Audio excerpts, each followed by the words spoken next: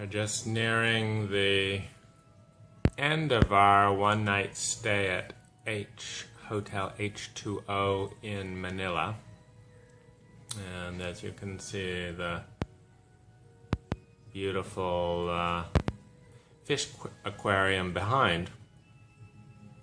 I'm just musing on different layers and levels as I piece together, as always, the response and the response to the response of this dual reality that I live in, where on one hand I feel very close to desperation, very close to violence, very close to helplessness, very close to rage, impatience, irritation, and criticism, which is usually how it comes out for me, is impatience, irritation, criticism. And some of that is because I'm good at that, meaning I suspect that if I couldn't put my intense emotions into clear words and have an impact on other people with my words, I suspect I would be violent, because violence, as I'm kind of learning about all the patterns, is the intersection of pain, terror, helplessness, and not feeling heard and connected with, and hey, I'm here, you're going to have to listen to me, is one of the responses. And I'm actually, of course, violence is a tragedy, but I think it's an even greater tragedy to leave human beings in torture, in suffering, in some of the greatest hells we know, which is trauma. And I would say that in some cases, trauma is much worse than a car accident or a short-term burst of pain that is resolved. And the reason I say that is that it's locked in a loop of emotion in the brain somewhere that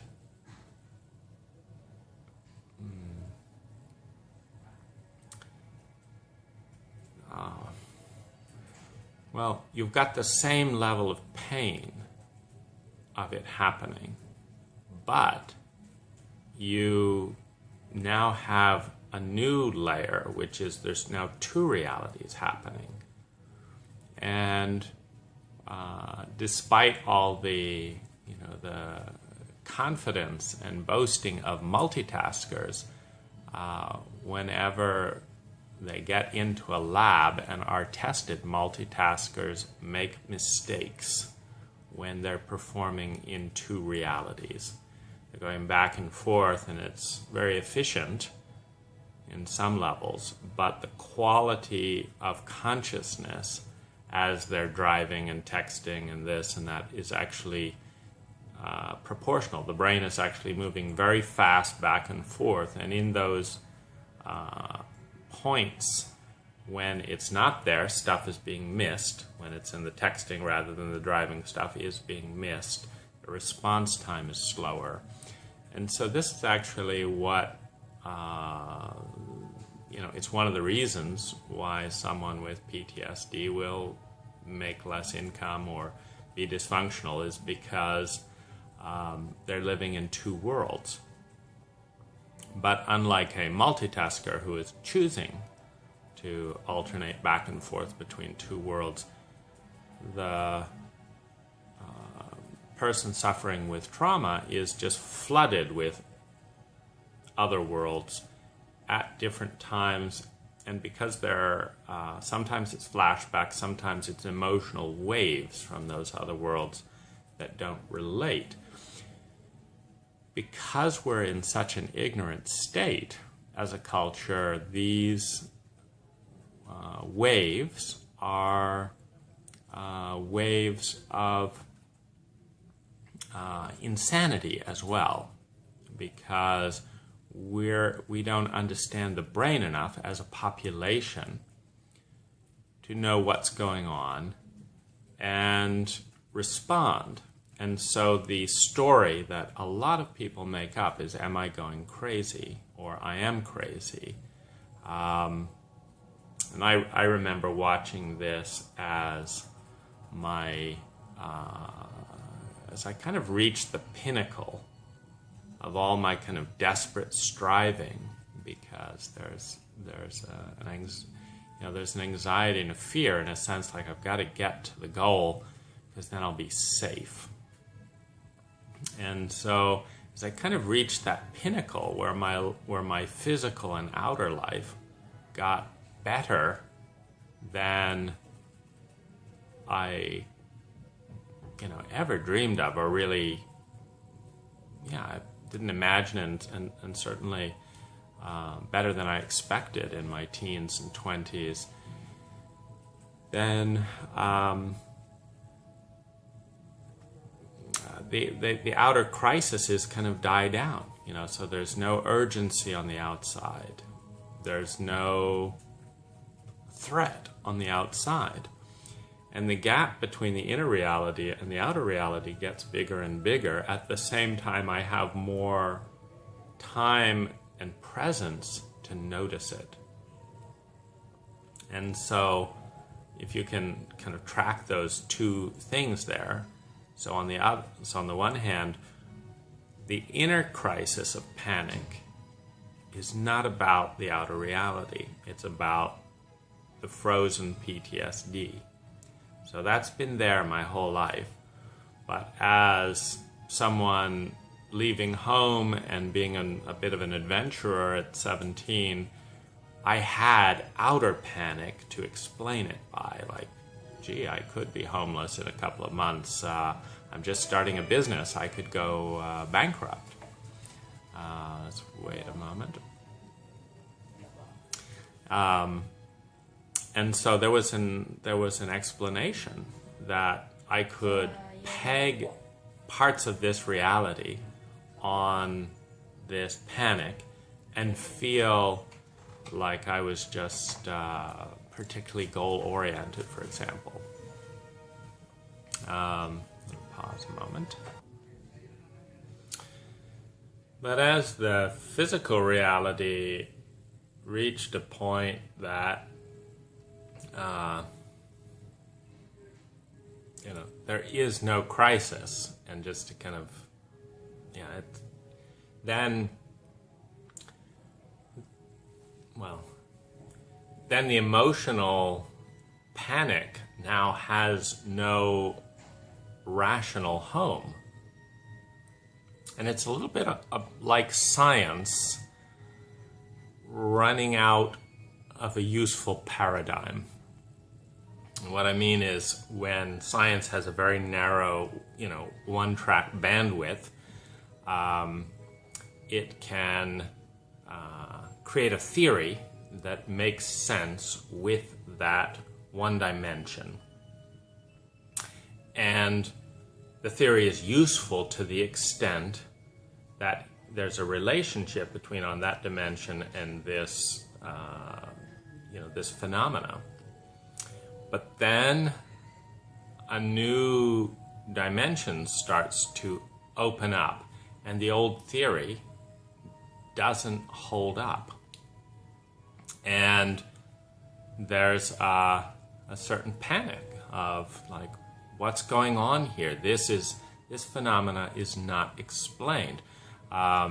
This went on in CERN recently, when the Large Hadron Collider, they were getting some data about this new bump that was emerging, and could it, it looked like it wouldn't fit into the theory, And so they were scrambling to develop new theories that could explain the bump, and they came up with this fourth dimension, which is one of the paradigms that is a possibility, but it hasn't yet come into, to connection with the data.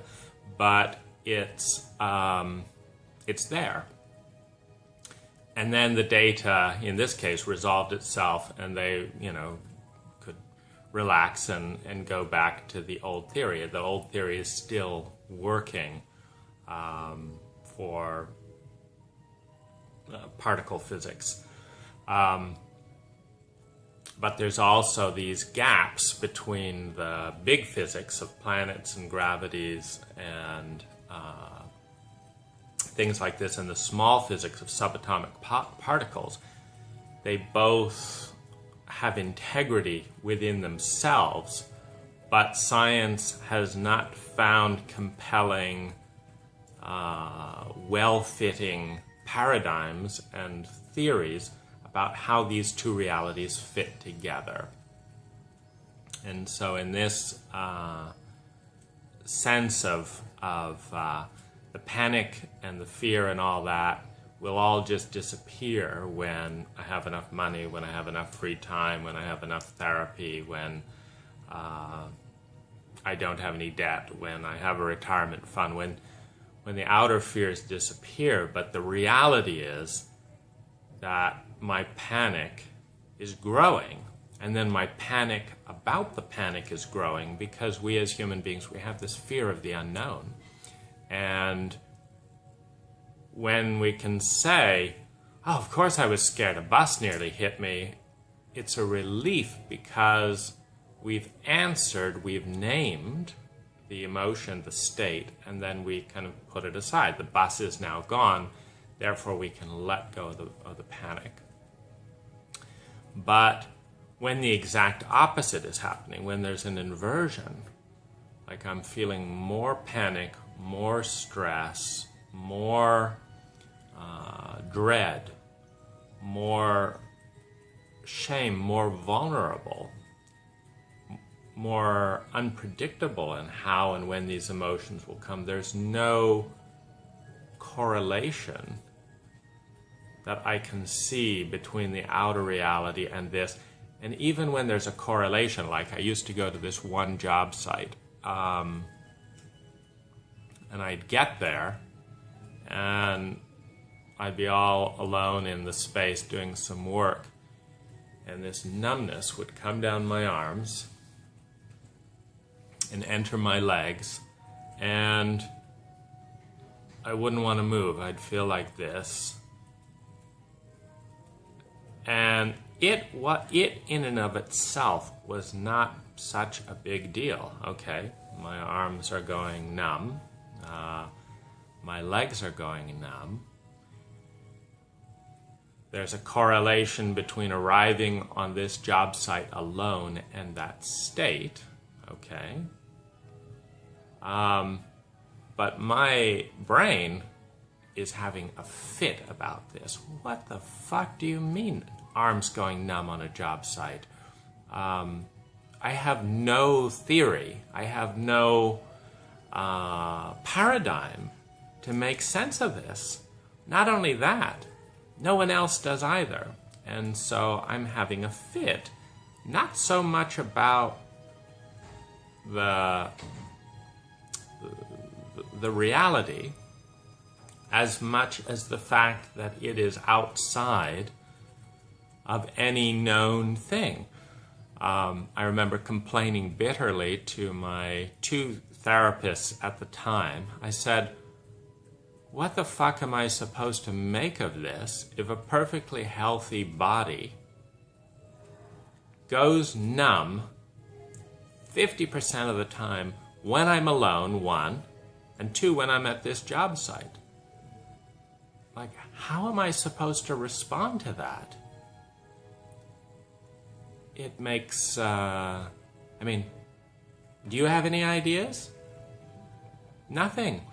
And I think, and then I had a third wave, which is the fact that presumably I'm not alone in having these anomalous experiences that don't fit into the paradigm, one. And two, apparently everyone's collectively agreeing to sweep these experiences under the carpet and hold on to paradigms that don't explain this or respond because they're known and they're comfortable and they're known and they do explain many things. And this is the kind of nebulous terrain that is part of the trauma terrain at this moment in time. And I want to put it to you that trauma, one, having life and death, terror, panic, etc., pain. Two, being abandoned in that. And I want you to really get what this terrain is like. You're in a burning building. You're in excruciating pain and terror. You're screaming for help. And one person after another walks by as if you don't exist. And you don't, they don't do that. See, and this is confusing because those people would be running like mad if they saw the fire. They would be calling for help. Get that person out of that burning building. But when that fire happens on an emotional, mental level, at that same intensity, not only do people not rush to help, but they abandon the scene. Something's a little off there. Why is that person reacting? I'm going to vacate. I'm going to leave them alone in terror, in horror, in agony. I'm going to vacate that area. And I'm going to judge that person. Something's wrong with you as a human being, not with your physiology, not with our culture that hasn't made a priority on this, but something's wrong with you as a human being. This is, of course, the worst possible hypothesis for someone who's facing the fear of the unknown, is that the answer to this anomalous equation is not we're ignorant and didn't have a complex enough hypothesis, just hold in there, we're working on it. The answer is not it's perfectly explainable and we just have to, push in this, change this gene splicing a little bit, and you will now be having your emotions in the present, where your feelings are responding to what's going on around you, not to certain moments locked in time that in some cases you can't even remember. So that's the great answer. But of course you don't know, you're in the unknown, and so there's the whole dread and fear of the unknown that mushrooms on top of that. And then you have these people looking at you, which are giving you the worst possible scenario, which is that the whole paradigm and the whole world is understood and clear and logical and correct. But you, as an individual, have something wrong with your being, and we can best solve that by avoiding you, by shaming you, by punishing you, by judging you, by ignoring your experience. Go away. We don't want to be around this. We don't want to see you.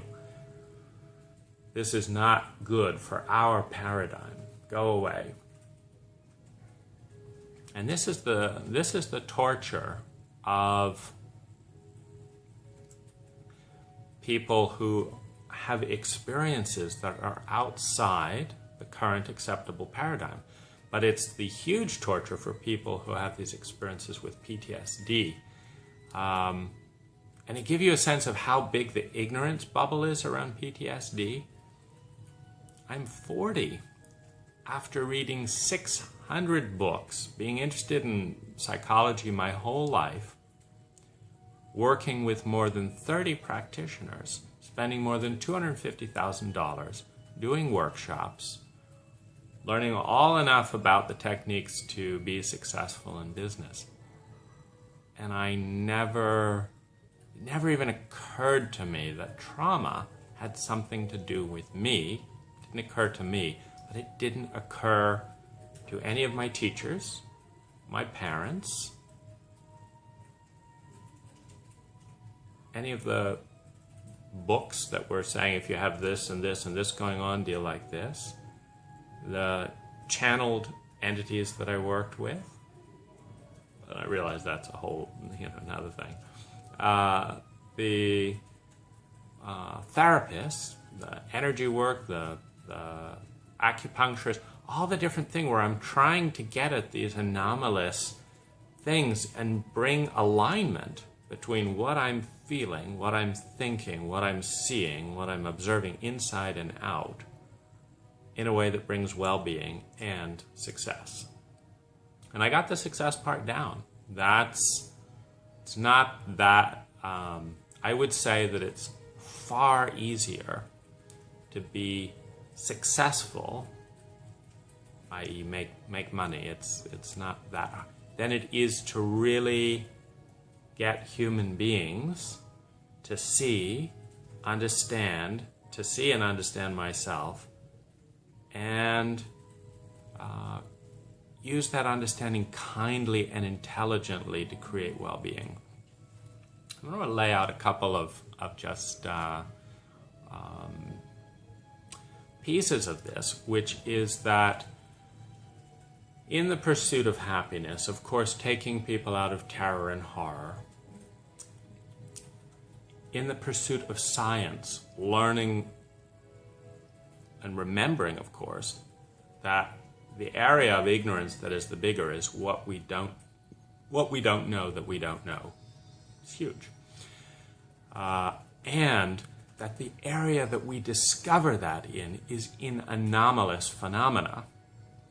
If we tune out every person and every experience that doesn't fit within the existing paradigm, we remain ignorant of the other paradigms, the other theories, the other dynamics that are going on in ourselves, in our world. We remain in the dark ages.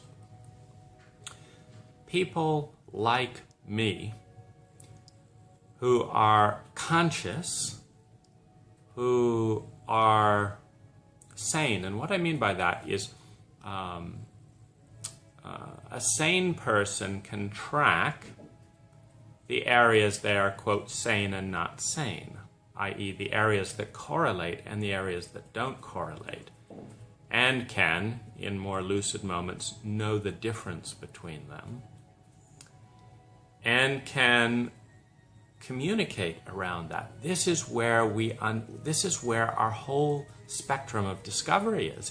It's in that environment where we can dialogue and get to see. Now, something like the Large Hadron Collider allows us to see that shown up on electron spray patterns after a collision.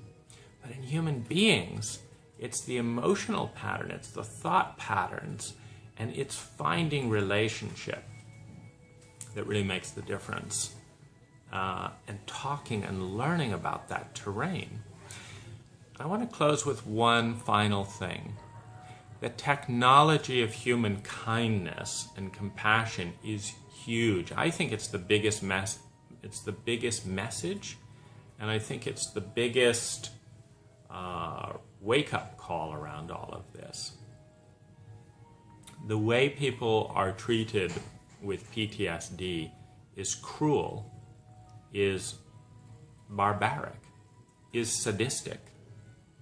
On a systemic level, on a national program level, on a humane level, it is terrible for all concerned.